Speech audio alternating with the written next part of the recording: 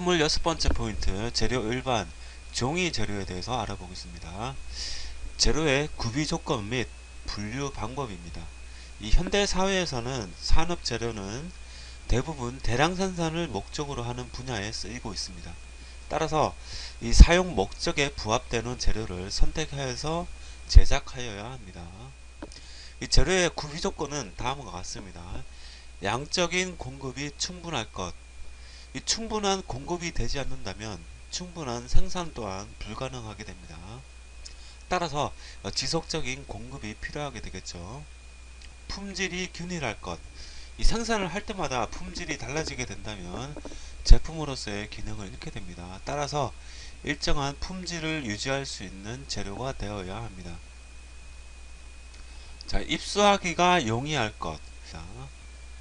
구입 가격이 저렴할 것. 이 만들게 되는 제품의 구입 재료가 높게 되면은 제품의 가격 또한 상승하기 때문에 이 재료의 구입 가격 또한 저렴해야 합니다. 또한 가공 기술적으로 완전할 것. 자, 이러한 것들이 바로 재료가 가져야 할 구비 조건이 되겠습니다. 재료의 분류 방법에 대해서 배워보도록 하겠습니다. 이 재료는 크게 유기재료와 무기재료로 구분할 수가 있습니다. 유기재료는 생체를 이루는 조직으로 탄소가 주된 요소가 되는 복합물을 말합니다. 이 대표적인 유기재료로는 목재, 석탄, 백토, 섬유, 펄프, 플라스틱 등이 해당됩니다. 반대로 무기재료는 생체를 이루지 못하고 생활기능을 가지고 있지 않은 물질을 말합니다. 이 주로 광물질계에 많이 존재하는 금속재료와 비금속재료, 도자기 재료 등을 들 수가 있습니다. 대표적으로는 금, 은, 철, 구리, 아연, 유리, 도자기, 석재, 점토 등이 해당이 됩니다. 또한 이 금속 재료는 철제와 비철제로 구분할 수가 있습니다. 재료의 일반적인 성질에 대해서 알아보겠습니다. 이 응력은 변형력이라고도 합니다. 재료에 외력을 가하면 외력에 저항해서 물체의 형태를 그대로 유지하려고 하는 내부적인 저항력을 말합니다. 인장 강도는 외력에 의해서 잡아당겼을 때 파괴되는 경우에 이 가해진 하중을 단면적으로 나눈 값을 말합니다. 압축 강도는 재료에 압력을 가했을 때 파괴되는 경우 재료에 가해진 하중을 단면적으로 나눈 값을 말합니다. 전단 강도는 재료와 직각되는 방향에 대한 힘의 저항력을 말합니다.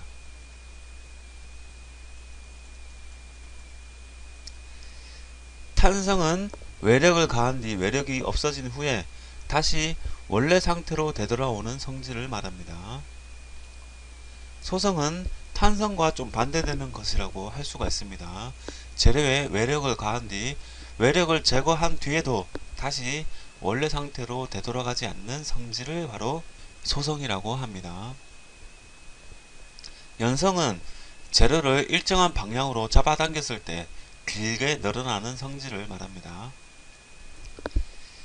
인성은 재료에 외력을 가했을 때 변형되어도 파괴되지 않는 성질을 말합니다.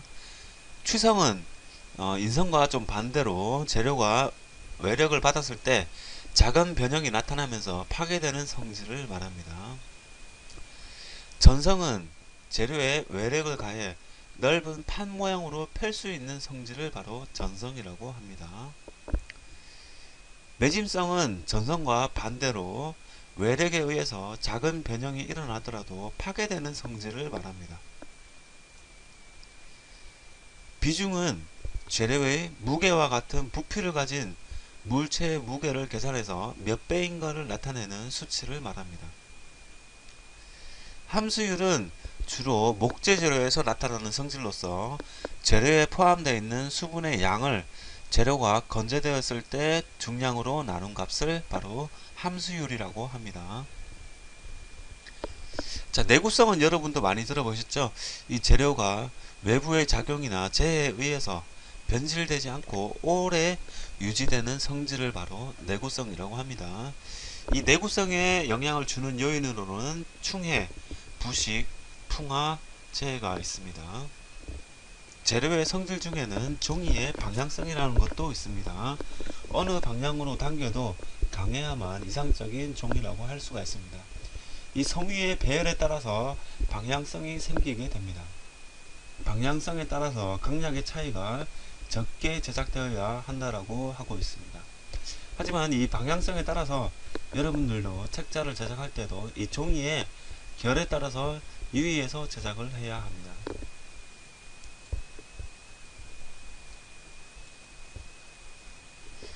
자, 종이의 역사에 대해서 알아보겠습니다. 최초의 종이의 시초는 기원전 2400년경 고대 이집트 나일강변의 물풀인 파피루스를 들 수가 있습니다.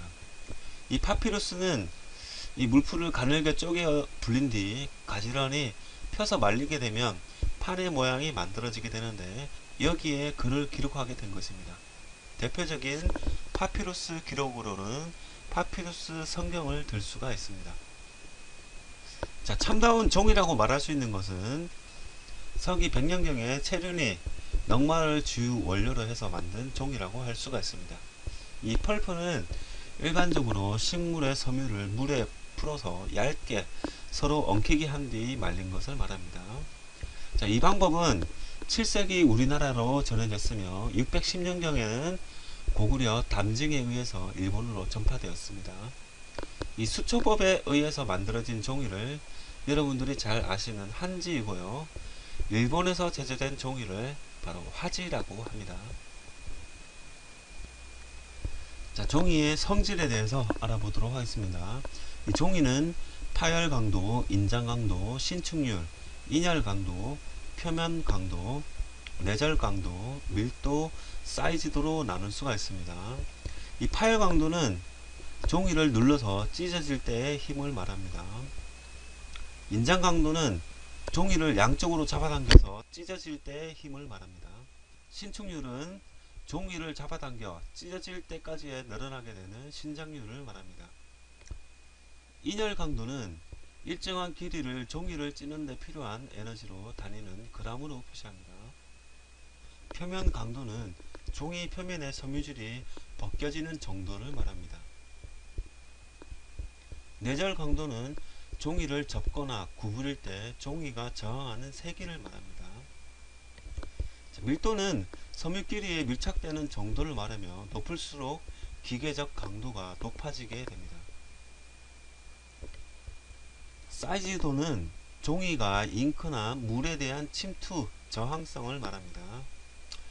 이 밖에도 종이의 평량이라는 게 있는데 종이의 무게를 표시하는 것으로 일반적으로 이 종이를 구분할 때 사용하는 단위가 되겠습니다.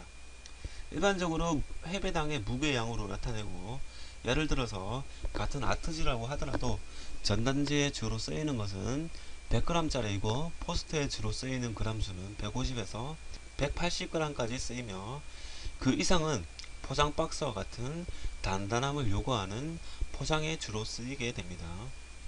종이의 제조 방법에 대해서 알아보겠습니다. 이 종이의 제조 공정으로는 고해, 사이징, 충전재, 착색, 정정, 초지, 가공, 완성의 순서가 되겠습니다. 이 고해는 종이를 뜨기 위해서 펄프 섬유에 가하여 이루어지는 기계적인 처리를 말합니다. 이 긴 섬유로 된 펄프를 사용 목적에 맞게 으깨거나 절단하는 기초 작업으로서 강도, 촉감, 투명도를 적합하게 하는 과정이 되겠습니다. 사이징은 종이의 내수성을 가지게 하고 잉크의 침투, 번짐, 확산을 방지하기 위해서 종이의 표면을 섬유를 악유 물질로서 피복시키는 작업을 말합니다. 충전재는 사이징과 전후하여서 고해기 속에서 백토, 활성, 탄산염 등의 광물성 가루를 이용해서 걸러내는 작업으로 종이의 조직을 일정하게 하고 불투명성을 주는 작업입니다. 착색은 착색제인 염기성 연료나 알료를 사용해서 종이의 용도에 맞게 색을 내는 작업입니다. 정정은 시제 종이를 뜨기 전에 원료에 섞인 불순물을 제거하고 얽힌 섬유를 분리, 즉 마무리 고해 과정으로 섬유의 입자 크기를 고르게 하는 작업을 말합니다. 초지는 초지기를 통해서 종이에 소수성을 주어 실질적인 종이를 만드는 과정입니다. 이 가공은 사용 목적에 따라서 종이 표면에 효과를 내는 작업을 말합니다. 종이의 가공법은 도피 가공, 흡수 가공, 변성 가공, 배접 가공이 있습니다. 이 도피 가공은 종이 표면에 백색이나 여러 색상의 안료를 접착제와 함께 발라서 만드는 것을 말합니다. 이 도피 가공으로 만들어지는 종이로는 아트지를 예로 들 수가 있습니다. 흡수 가공은 원지에 용해 및 융해시킨 물질을 흡수시켜서 표면을 거칠게 만드는 가공법입니다. 이 흡수 가공의 대표적인 종이로는 내화지, 내수지, 리트머스 시험지가 있습니다. 변성 가공은 화학적인 가공이나 기계적인 가공에 의해서 종이의 질을 변화시키는 방법입니다. 변성 가공의 대표적인 종이로는 유산지와 크레프지가 있습니다. 이 배접 가공은 종이나 플라스틱, 얇은 철판 등을 붙여서 종이를 두껍게 하는 가공법입니다. 이 주로 400g 이상의 두꺼운 판지나 골판지를 만들 수가 있습니다.